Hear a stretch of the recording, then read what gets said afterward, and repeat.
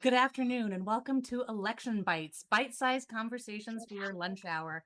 I'm Avery Davis Roberts, and I'm an associate director in the democracy program at the Carter Center. I'm very excited to be speaking with our guest, Larry Garber, today about what to expect on election night and beyond.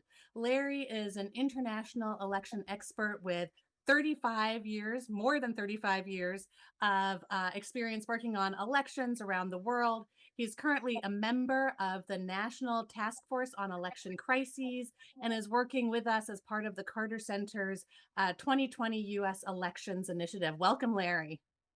Pleasure to be here, Avery. So maybe we can just jump right in.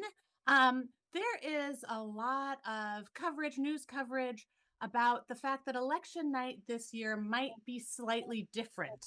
Can you tell us a little bit more about what that means? Sure.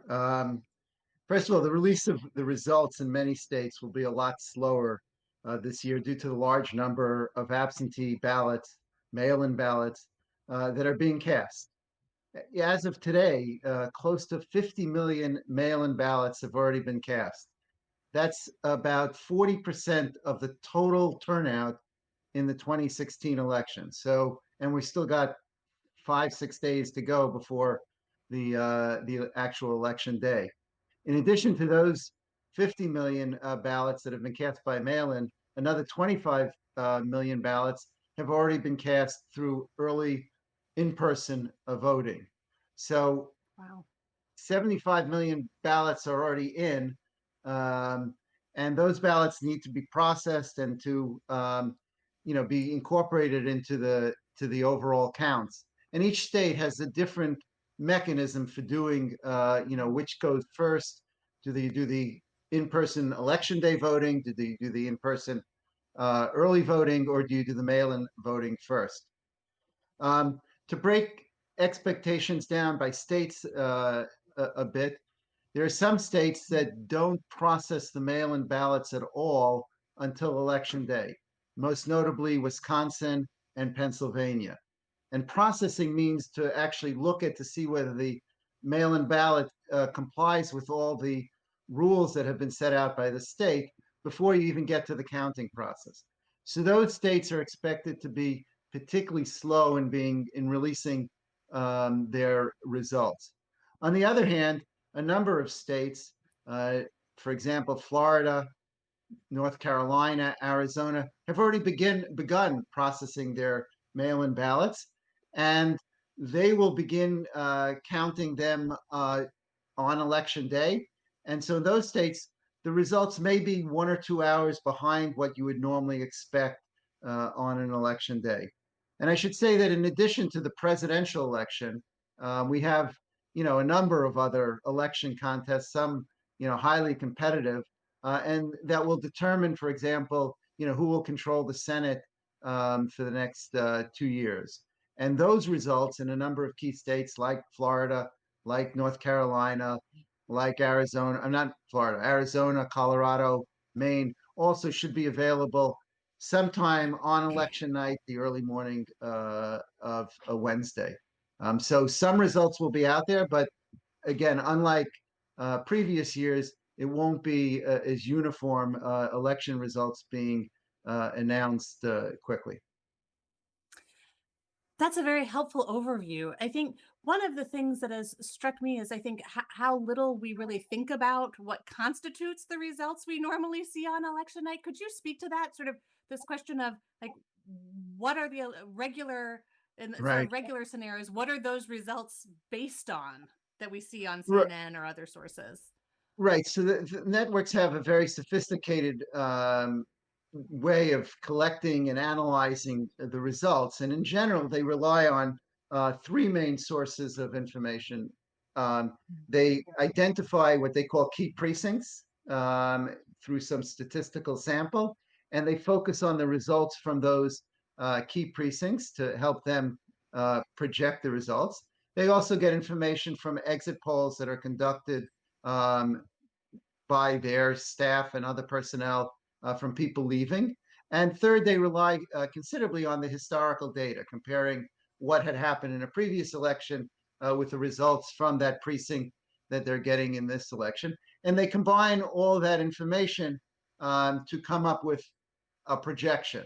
And sometimes they have to wait for 20% of the raw data to be in, sometimes less, sometimes if it's a close race, a lot more.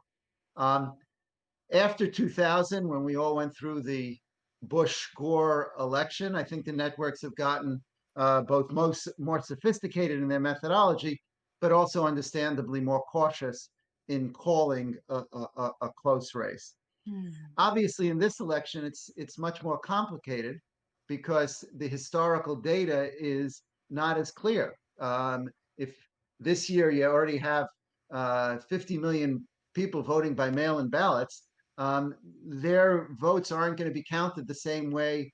The exit polls aren't going to be done in the same way. The key sample precincts aren't going to be done in the same way. So I suspect that unlike previous years, the networks, although I'm sure they're thinking about this, how they're going to do it, are not going to be as ready to call races in the same way that they did previously. And again, it's important to understand for everyone that these are just network projections. They're not in any way official results.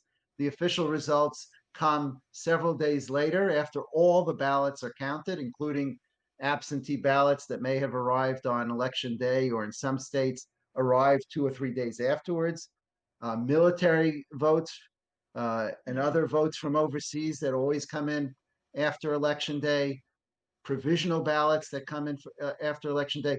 All those are part of the official results, which is very different from what we're used to seeing on election night in terms of the networks projecting results. So, sort of thinking beyond election night to the 2 to 3 to 4 days after the election, maybe even a week, what do you see as the sort of top 2 to 3 things that the American public should really be thinking about, being aware of, or be aware of in that sort of immediate post-election period? So first of all, in several states, the counting will still be going on. The Pennsylvania Secretary of State, for example, projects counting going on, you know, Friday, Saturday, perhaps even Sunday, Monday. So if you're talking even a week out, we may not know a couple of key states. And again, if it's a close race, then as I said before, the votes that trickle in may actually make a difference. Um, that said, many states will be on a 24-hour cycle, and I'm sure each of the secretaries of state or the other election administrators are doing everything they can to expedite the release of the results. Once the results are released, if the difference is very narrow, depending on the specifics of state law, there may be a requirement for a recount. If it's below a certain percentage, then by law there's an automatic recount. And if it's above that percentage, a candidate can request a recount, although she or he has to pay the bill for the recount. Um, and then once the results are preliminarily certified, the parties, candidates have the right to contest um, either before the election administration folks or bring a case before the court to contest the results based on very specific issues. The other thing, I mean, I guess just is more of a warning. I assume that some folks that will be encouraged to go out into the streets, and I think everyone needs to urge folks to remain calm and to understand that the delays are not necessarily anything problematic, but they're simply the result of the system working to ensure every ballot is counted and that accuracy is maintained in the results. I guess the last point I would add, and it goes a little beyond your 7 days, but every state has deadlines for when the results should be finalized. And for the presidential election, there are federal law, the Electoral Count Act of 1887, that has specific deadlines for the presidential elections, which this year means that by December 8th, the states should have resolved all disputes relating to the election.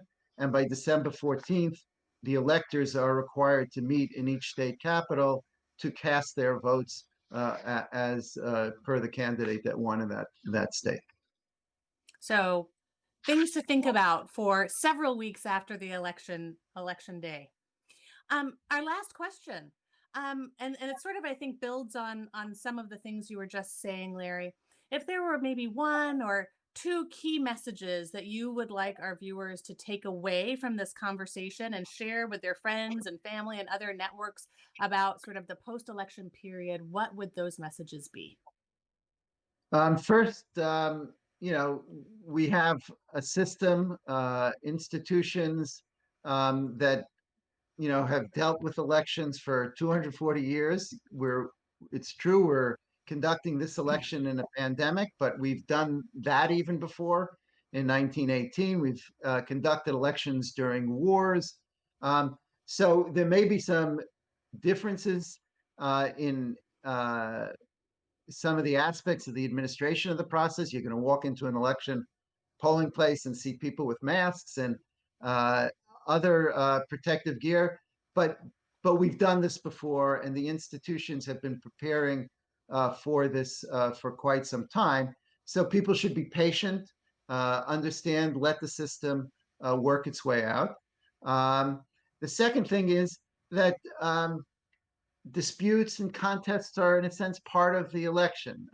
We're a particularly litigious society, and the pre-election period has seen lots of cases brought, and I expect we'll see lots of cases brought after the election. Again, that's part of the system, and we expect the judiciary to address those issues and to handle them in a consistent manner, um, and to deal with them in a way that we will restore credibility not only to the judiciary but also to the democratic system that I think so many of us are quite proud of.